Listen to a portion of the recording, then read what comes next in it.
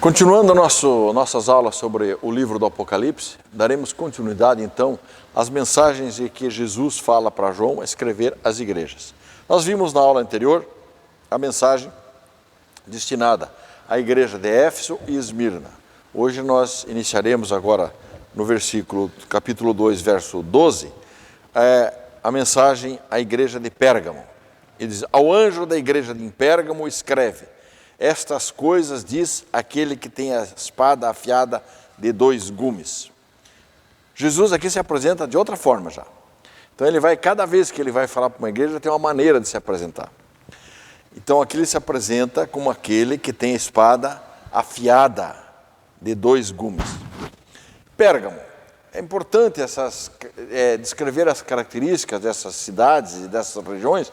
Isso tem muito a ver com as mensagens dadas e para nós entendermos as cartas dadas às igrejas. Pérgamo era também uma cidade próxima de Esmirna, questão de uns 100 quilômetros mais ou menos. Para nós hoje 100 quilômetros é muito próximo. Naquela época era uma distância, era difícil acesso. Mas era longe da costa essa cidade. E a indústria nessa cidade de Pérgamo, devido aos embargos comerciais que tinham, eles tinham alguma dificuldade, a cidade de Pérgamo. Então eles não tinham acesso ao papiro, então eles começaram a desenvolver uma técnica com peles de animais, e dessa cidade nasce o pergaminho, que era um material para escrever e tal. E isso permitiu que eles construíssem, então, nessa cidade de Pérgamo, uma grande biblioteca, que chegou a ter mais de 200 mil rolos de pergaminhos. Então, acabou se transformando num grande centro cultural e centro de estudos. E era também conhecido como centro religioso, então, com templos para Zeus, Atena, Esculápio, César e tantos outros deuses que eles lá eram cultuados. E era interessante que a acrópole da cidade, situada a acrópole sempre fica na região mais alta da cidade. E aqui tem uma curiosidade que nós temos que entender. As acrópoles, a acrópole mais conhecida é a acrópole lá da deusa Atena, que está lá em Atenas, na cidade de Atenas, capital da Grécia. Para ver que ela fica sempre no alto de uma montanha. As acrópoles sempre estão no alto. Por quê? Porque as acrópoles, na realidade, eram onde se guardavam os tesouros da cidade. E lá ficava o tesouro da cidade. Como os gregos eles eram, tinham muito princípio político, democrático, a cidade era a guardiã do tesouro. Então ficava num lugar alto para que toda a cidade pudesse cuidar, para que ninguém roubasse, aquele tesouro fosse invadido por inimigos. Então as acrópoles ficavam em lugar alto. É apenas uma curiosidade aqui. Agora, essa acrópole, ela tinha a aparência de um trono, de um grande trono. Isso tem a ver depois com a mensagem que Jesus vai dar a essa igreja. E ali foi o centro administrativo romano da província da Ásia. Ali, eles tinham um procônsul romano. Esse procônsul tinha poder de decidir sobre vida e morte. Isto é, quem tinha poder sobre vida e morte era o imperador, mas o procônsul tinha essa delegação do imperador romano, que eram alguns procônsuls em determinadas regiões. E essa Esmirna tinha um procônsul que tinha esse poder sobre toda aquela região da Ásia. Aqui a forma introdutória é a mesma de todas as cartas. Jesus se auto-identificando, numa sua referência, na sua aparência, e aqui ele centraliza na questão da espada de 2 gumes. Literalmente, nós podemos entender essa frase da seguinte forma: diz, aquele que tem a espada, a de 2 gumes, afiada, e expressa a realidade que Jesus tem o quê, então? Poder sobre vida e morte, e não o procônsul romano. Então Jesus ele diz aqui, aquele que tem a espada afiada de 2 gumes, isto é, sou eu que decido, não é o procônsul romano. Quem tem poder sobre vida e morte sou eu. É isso que Jesus está dizendo aqui. No versículo 13 ele diz: conheço o lugar em que habitas, onde está o trono de Satanás, e que conservas o meu nome e não negastes a minha fé, ainda no dias de Antipas, minha testemunha, meu fiel, o qual foi morto entre vós, onde Satanás habita. Olha, Jesus aqui afirma que conhece os cristãos e onde eles moram. E dirige-se aqui aos moradores permanentes aqui da cidade de Pérgamo, né? E avisa uma coisa, Satanás também habita aí. E refere-se então, portanto, às forças opostas que se destacam o tempo todo.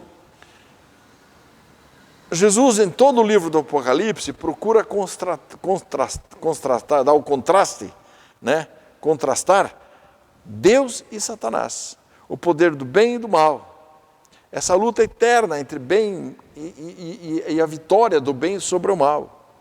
A tentativa de Satanás, mas o poder sempre de Deus sobre Satanás. Esse é o teor básico do livro do Apocalipse. Sempre Deus vitorioso, a igreja vitoriosa, né? Agora, as autoridades romanas impunham aqui o culto ao imperador e a igreja sofria uma pressão, então, muito grande, né? E a perseguição resulta aqui em morte, e morte real, né? Como foi o caso de Antipas, que ele cita aqui. Morreu pelo testemunho, foi morto, né?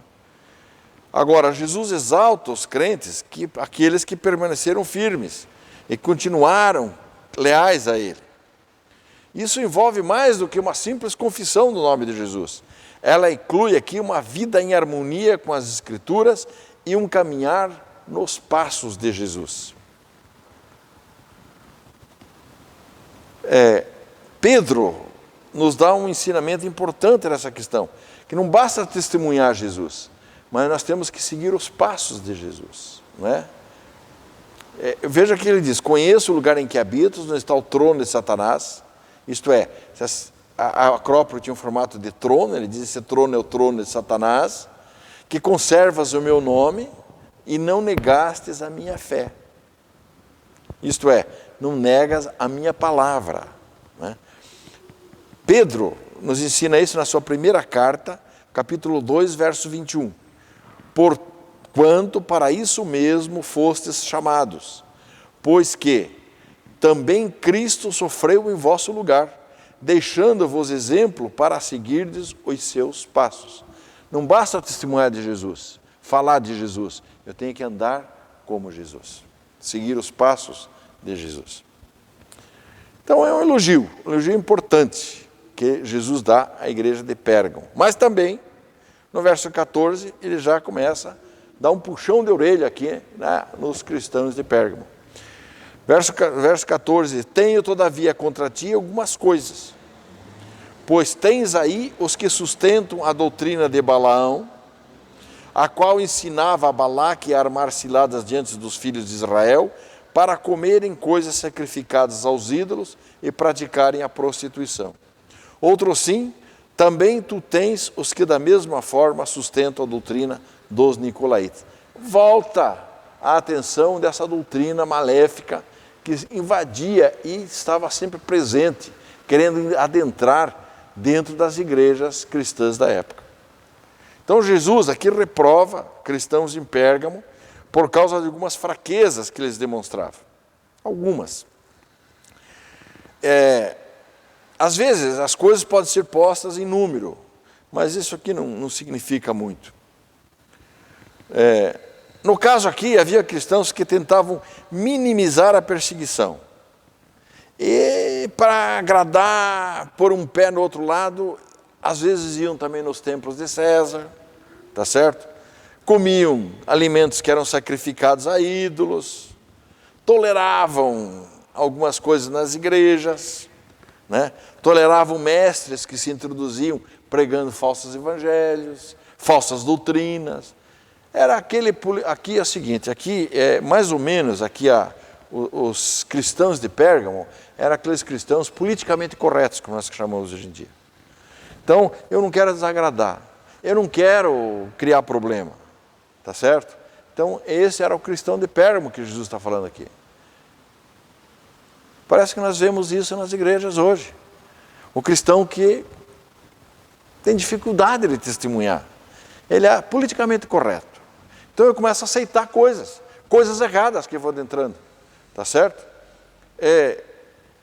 Coisas que, a prática da prostituição, a prática da libertinagem, a prática sexual indevida, né? Então eu vou aceitando como normal, eu vou aceitando, isso é normal, porque eu não quero desagradar, eu não quero confrontar. Isso que os cristãos de Pérgamo faziam. E eles são duramente exortados por Cristo aqui. Lembrem-se, é uma carta que era dirigida àqueles cristãos daquela época, mas serve essa carta para todas as eras e épocas e para todas as igrejas. Então, o recado que Cristo está nos dando os dias de hoje. Temos que ver bem o nosso testemunho e a forma que nós agimos com essas questões. Nós não podemos aceitar determinadas práticas e determinadas situações.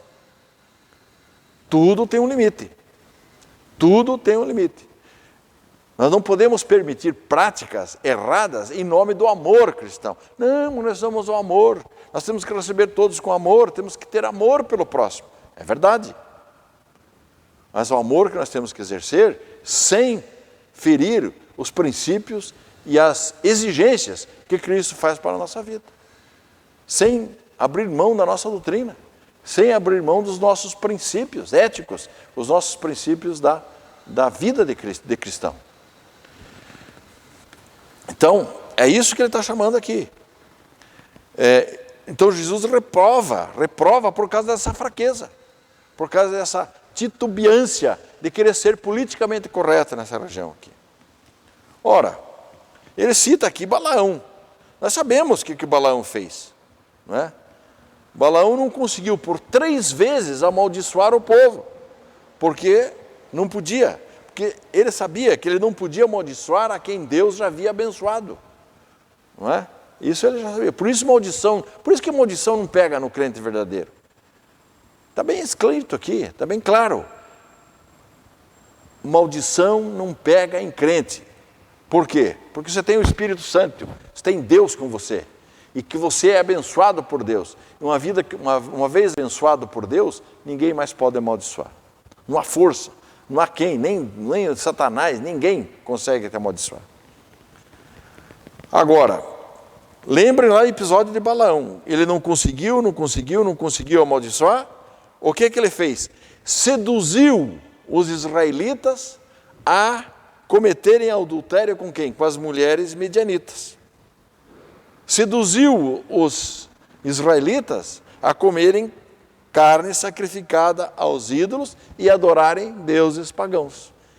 Ele não conseguiu amaldiçoar, mas ele induziu sutilmente aos israelitas a dizer, não, isso não tem muita importância, deixa para lá, não vamos desagradar. E ele foi dessa forma. Essa é a doutrina de Balaão. Doutrina de Balaão é isso, é esse entrar insidioso nas igrejas, dessas situações que nós vamos aceitando, como normal, mas não pode ser normal. Para nós não é normal. Meus irmãos, não é normal. Não podemos aceitar isso. Aqueles que o quiserem, poderão abrir lá o livro de Números, capítulo 23, 24 e 25 de Números, e vocês vão ver bem essas histórias todas lá de Balaão e entender melhor esse episódio, né, em que essa forma insidiosa que Balaão usou para fazer os israelitas caírem em pecado. Essa é a forma que Satanás usa. E Jesus aqui observa também a obra de Satanás como grande enganador. Isso inclui essa prática de Balaão, em introduzir aqui um estilo de vida enganoso pelo pecado da idolatria e prostituição, né? E também os nicolaítas, que se infiltraram nas igrejas com as mesmas intenções, mas com uma intenção um pouco diferente, colocar através de doutrinas enganosas. Então, o erro básico da igreja de Pérgamo estava no pluralismo teológico, tá certo?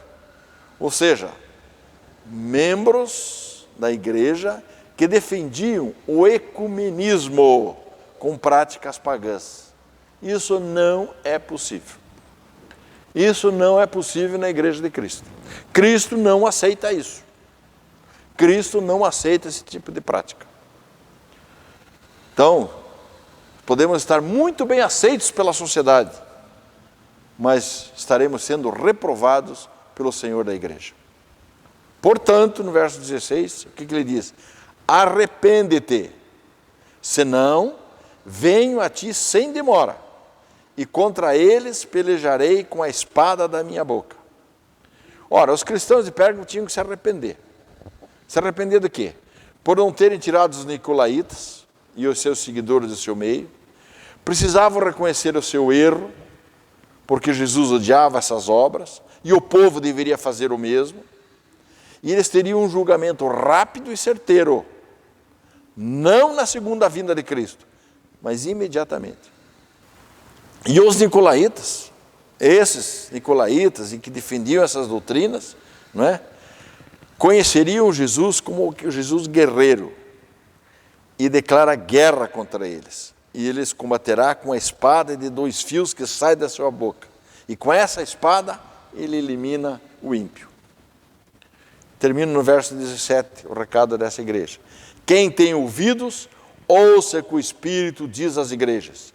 Ao vencedor dar-lhe-ei do maná escondido, bem como lhe darei uma pedrinha branca, e sobre essa pedrinha é escrito um nome novo, qual ninguém conhece, exceto aquele que o recebe.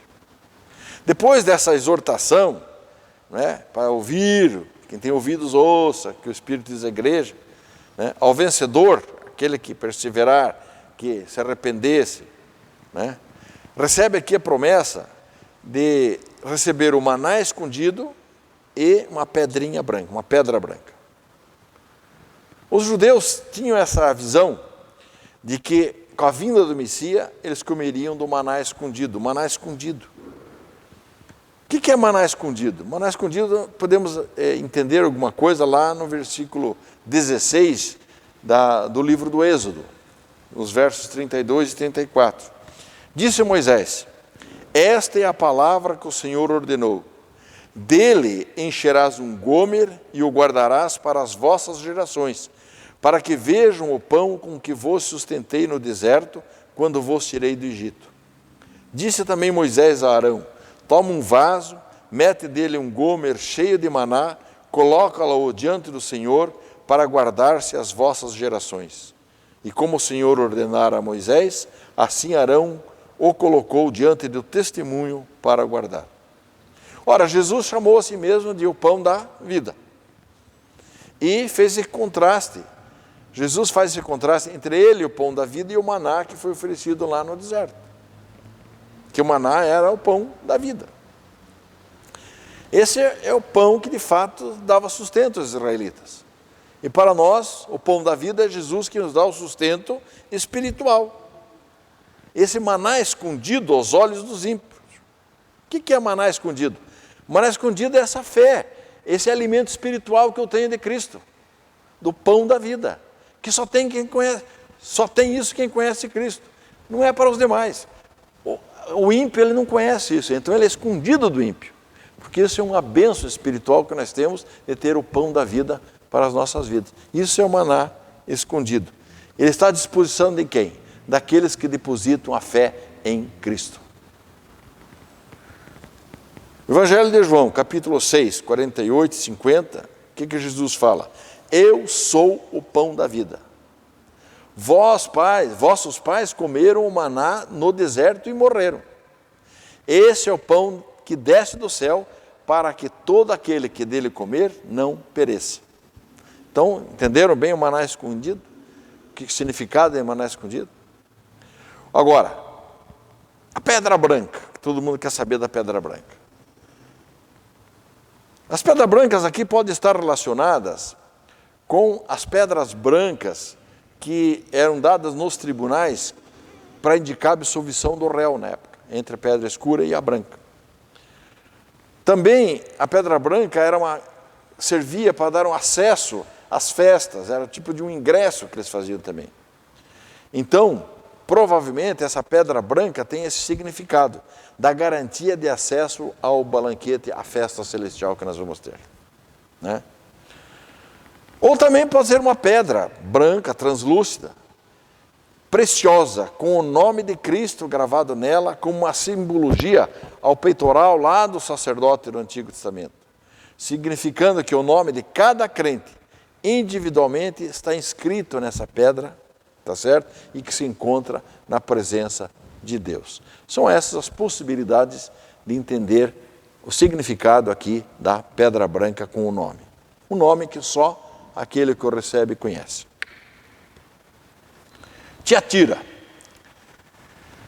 verso 18. Ao anjo da igreja em Tiatira, escreve: estas coisas diz o Filho de Deus, que tem os olhos como chama de fogo e os pés semelhantes a bronze polido. Vocês lembram da descrição que nós tivemos de Jesus Cristo quando ele aparece no meio das igrejas? Ele está se referindo a cada parte do corpo dele, da forma que ele se apresenta. Tiatira, também uma das cidades da Ásia, tá certo? Mas das cidades talvez era a menos importante. Não era nenhum centro religioso, não era um grande centro comercial, nem político, né? A vantagem é que ela estava no meio de uma rota comercial e tinha muitos artesãos, né? Artesão e comércio de escravos, isso que eles viviam. Agora, é interessante que o comércio aqui era controlado pelas guildas. O que era a guilda? A guilda era um tipo de sindicato, né? Sindicatos comerciais, e esses sindicatos comerciais, na maioria por ímpios ou por judeus comerciantes, né? Adoravam os deuses Apolo e Artemis. E os membros dessas guildas, desse sindicato, eram obrigados a participar das festas em honra a esses deuses. Tinham que comer nos seus templos, praticar a promiscuidade sexual, nós temos que entender isso, que ele tinha as sacerdotisas sexuais, né? Que é assim que se cultuava esses deuses, a Artemis principalmente, a deusa da fertilidade, né? E quem não cumpria essas regras, quem não participava do grupo, era expulso do sindicato, dessas guildas. Ora, se ele era expulso, o artesão que era expulso do sindicato, ele não podia mais comercializar, ele ficava sem ganha-pão, ficava na pobreza. Então, a expressão aqui, filho de Deus, é a primeira vez que aparece aqui no livro. E esse aqui é uma referência ao Salmo 2, né? Que remete essa mensagem aos judeus de Tiatira, então. Ora, essa expressão filho de Deus, ela é relevante aqui quando Jesus fala que ele é o filho, essas coisas diz o Filho de Deus, porque a sociedade pagã considerava César, tanto César como Apolo, como filhos dos deuses. Então aqui Jesus está dizendo aqui, não é César, não é Apolo, é o próprio Filho do único Deus, Filho do Deus, né? Por isso tem esse significado quando Jesus fala isso. E fala o quê? Que os seus olhos de fogo perscruta tudo, nada fica despercebido, nada fica percebido. Na presença de Jesus nada escapa, né? E o pecado não pode entrar e nem pode ficar escondido. E ele, com os seus olhos de chamas ardentes, né, afasta as trevas, porque clareia, e queima as impurezas. Esse é o significado dos olhos de Jesus, né?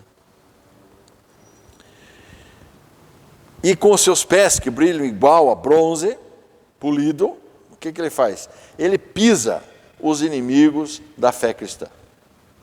Veja lá o Salmo 2, versículos 11 e 12. Servi o Senhor com temor e alegrai-vos nele com tremor. Beijai o filho para que se não irrite e não pereçais no caminho, porque dentro em pouco se lhe inflamará a ira. Bem-aventurado todos os que nele se refugiam. Esse é o processo da ira de Deus. Ele destrói o inimigo também. No versículo 19 ele diz, conheço as tuas obras, o teu amor, a tua fé o teu serviço, a tua perseverança e as tuas últimas obras, mais numerosas do que as primeiras. Então, essas palavras de reconhecimento são a explicação pelas boas obras desta igreja. Significa o quê? Que eles cumpriam os mandamentos do amor ensinados por Jesus, e esses serviços prestados eram um manifesto do amor a Deus e ao próximo. Era uma igreja que trabalhava, era uma igreja que cuidava, tinha amor a Deus e amor ao próximo. E os crentes de Tiatira demonstravam esse amor, e fé e confiança em Deus. E por isso eles são aqui altamente elogiados por Jesus nesse versículo. E o serviço que eles tinham, a perseverança, eram exemplares, mesmo com a pobreza, com a oposição, com a situação difícil que eles viviam. Mas eram exemplares aos olhos de Cristo. Mas no verso 20, ele vai dizer: tenho, porém, contra ti o tolerares que essa mulher, Jezabel, que a si mesma se declara profetisa, não somente ensina, mas ainda seduz os meus servos a praticarem a prostituição e a comerem coisas sacrificadas aos ídolos. Tinha lá dentro da igreja uma mulher, tá certo? Que se intitulava profetisa e que pregava coisas erradas para a igreja e a igreja aceitava. E Jesus, então, se está tolerando esse tipo de coisa. Está ensinando errado, conduzindo à prostituição, conduzindo ao erro. E vocês não podem aceitar isso. Na verdade, Tiatira estava faltando... Qual era o defeito de Tiatira? Falta de zelo na doutrina. Porque quando tem zelo na doutrina, você identifica com clareza as falsas doutrinas, os falsos mestres, os falsos apóstolos, os falsos ensinamentos.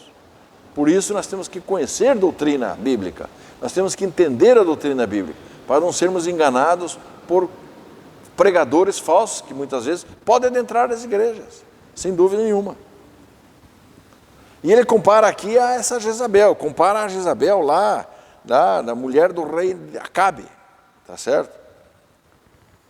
Que conduziu, e se sabe muito bem que conduziu o rei ao erro, introduziu o culto a Baal, que lá o profeta teve que combater, toda aquela situação que nós já conhecemos.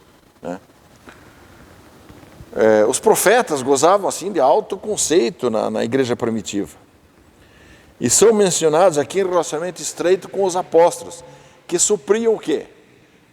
Nós temos que entender que não havia livros canônicos na época. Existiam livros, rolos do Antigo Testamento, mas ainda não tinha uma canonicidade, não estava formada, não tinha Bíblia. Então eram verbais, então a entrada verbal de alguém que lá pregava e ensinava uma coisa errada, criava um estrago muito grande da igreja. E essa mulher então fazia isso. E o objetivo, de Jesus falar aqui é que, apesar de que eles reconheciam a presença, dessa mulher, que ela não estava correta, mas toleravam. É isso que Jesus está reclamando aqui. Não é o fato dela ensinar errado, tá? É vocês tolerarem essa mulher lá.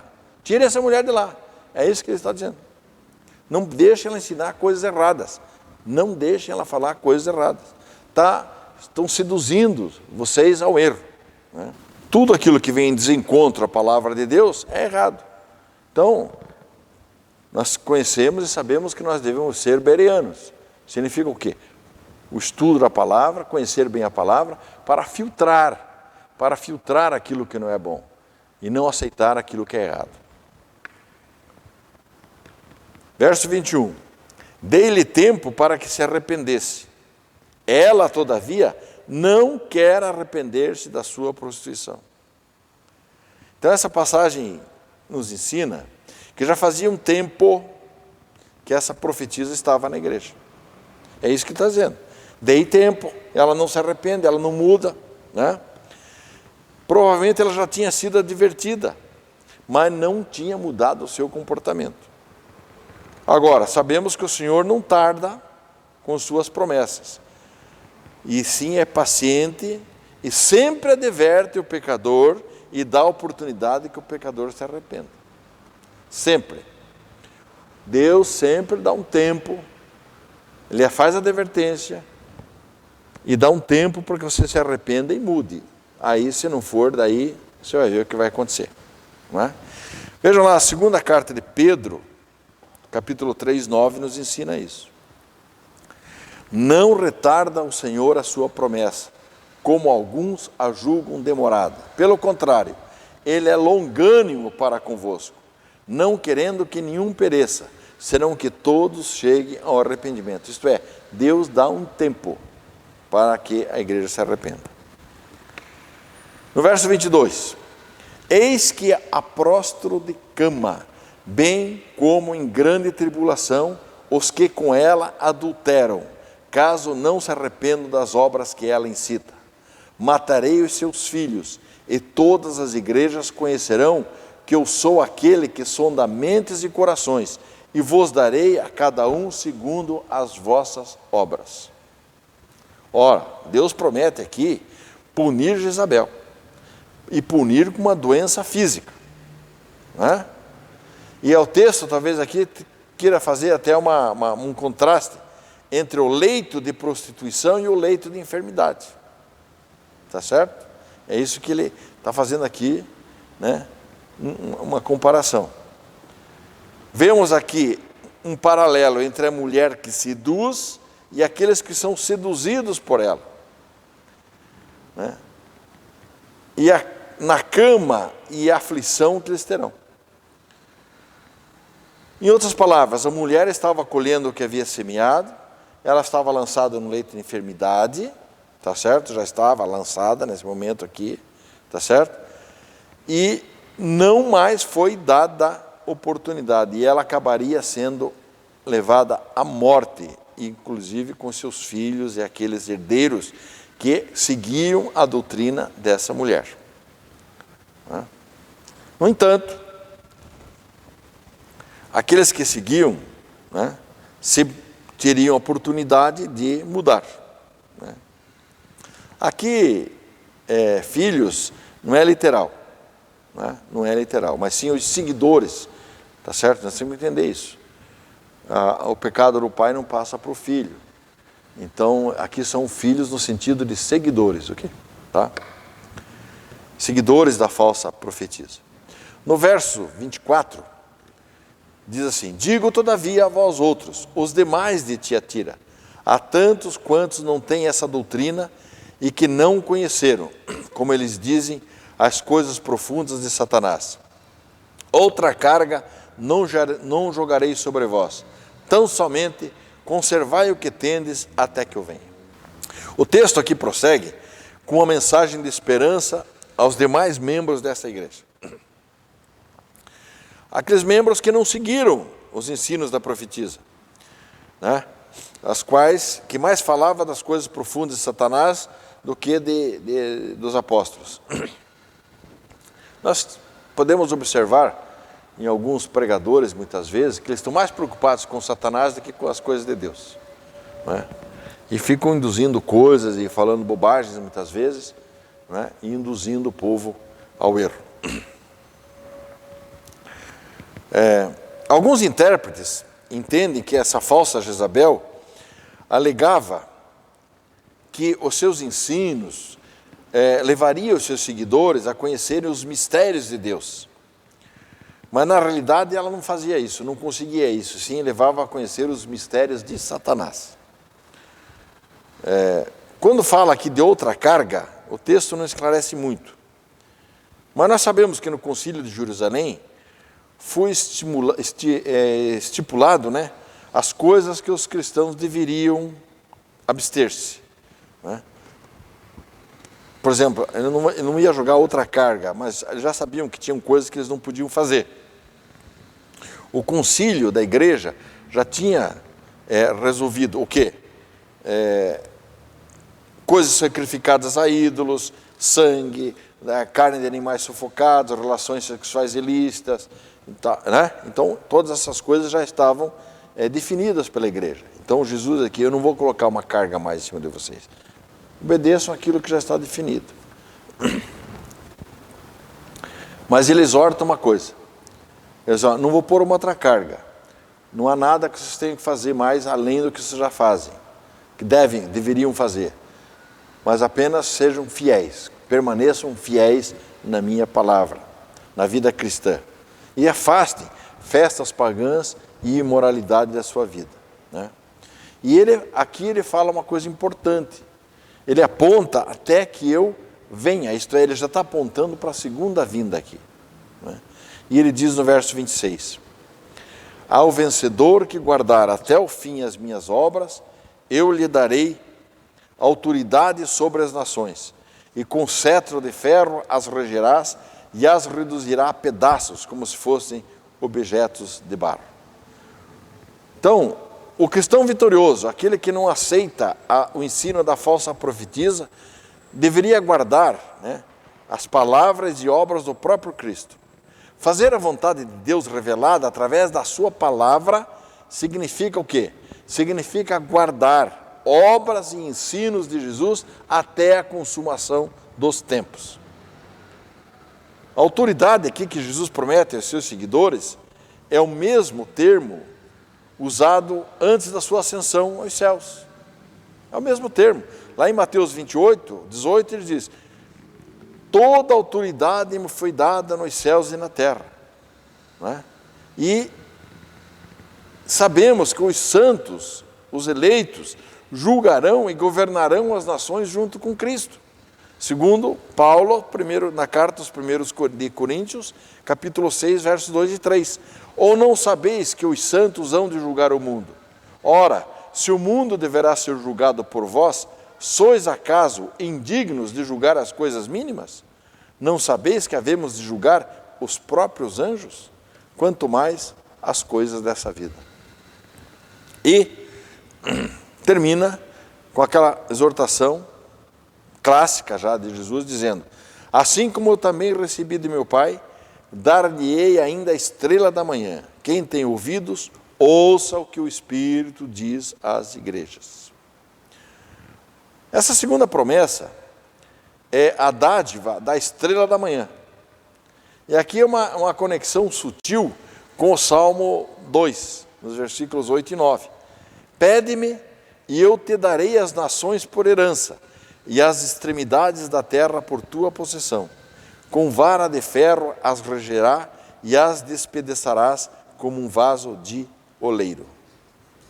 E é uma alusão aqui ao texto onde Balaão profetiza lá em Números, né? Que é a mesma coisa, que fala do cetro de ferro. Né? E o símbolo do cetro leva ao símbolo da estrela, que é o quê? Autoridade celestial, que são símbolos da realeza, da qual essa realeza, da qual o crente vai compartilhar também. Então os santos regem junto com Cristo e brilham como brilha a estrela da manhã. É isso que ele está dizendo. Encerramos aqui, então, essas igrejas e vencemos aqui o capítulo 3, não é? Do livro do Apocalipse. Nós continuaremos ainda no capítulo 3, mas o restante das igrejas, né? Sardes, né? Que nós temos que ver a igreja de Sardes ainda, né? Temos que ver Filadélfia, né? Que nós não venceremos nessa aula. Então nós deixaremos isso para uma aula seguinte. Já atravessamos aí quase 40 minutos, mas essas aulas que nós estamos fazendo, com mensagem aos nossos alunos. Em breve nós iniciaremos aqui o nosso Zoom para discutirmos. E aqueles que tiverem dúvidas poderão anotar para nós discutirmos depois numa tertúlia, né, através do Zoom, que nós estabeleceremos um dia da semana à noite, em que nossa turma então se reunirá, nossa classe, e nós poderemos discutir as dúvidas que possam ter surgido nessas aulas. E nós estaremos semanalmente então nos reunindo para esclarecimento de dúvidas. Portanto, anotem, marquem, não é? E vejam que as dificuldades que vocês têm até aqui, e nós estaremos, dentro da medida do possível, esclarecendo a todos os alunos dessa classe dominical. Meu muito obrigado a todos e continuemos estudando a palavra do Senhor.